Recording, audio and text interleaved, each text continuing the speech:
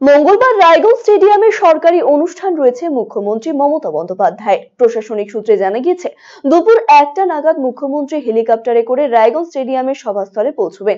সেখানে বিভিন্ন প্রকল্পের শিলান্যাসের পাশাপাশি একাধিক প্রকল্পের উপভোক্তাদের হাতে সুবিধা প্রদান কর্মসূচি রয়েছে।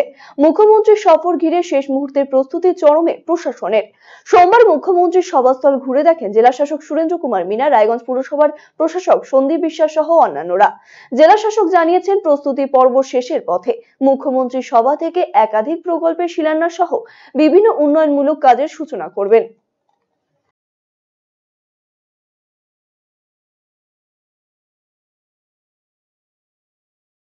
দেখো এখানে আগামীকাল যেটা ওটা অফিসিয়ালি প্রোগ্রাম আছে, যেখানে একটা পরিষেবা ডিস্ট্রিবিউশন যে আমাদের দুয়ারে সরকারে আগেগুলো হয়েছিল, ওর একাধিক কয়েক লাখ মানুষ এখানে এই এই মাঠ থেকে ওর বিভিন্ন যে আমাদের ব্লকে আছে সেখানে 1 লাখ মানুষ সরকারি পরিষেবাগুলো পাবেন। এখানে কিছু লোকজন মঞ্চ থেকে পাবে, বাকিগুলো ডিবিটি মোডে হবে, আমাদের কাউন্টারগুলো হবে, সেখানে বেনিফিটগুলো হবে।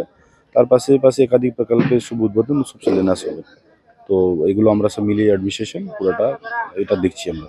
সেখানে যখন ম্যাডাম অ্যানাউন্স করবে তখন আপনারা বুঝতে পারবেন। অনেক নতুনগুলো অনেক প্রকল্প আছে যেখানে শুভ উদ্বোধন, শুভ শিলান্যাস হতে যাচ্ছে, সেটা আমরা পরবর্তীকালে আপনাদেরকে লিস্টটা দিয়ে দেবো। প্রস্তুতি কেমন নেওয়া হয়েছে? প্রস্তুতি ভালো আছে, সব আমরা মিলিয়ে কাজ করছি, সবার হেল্প নিয়ে।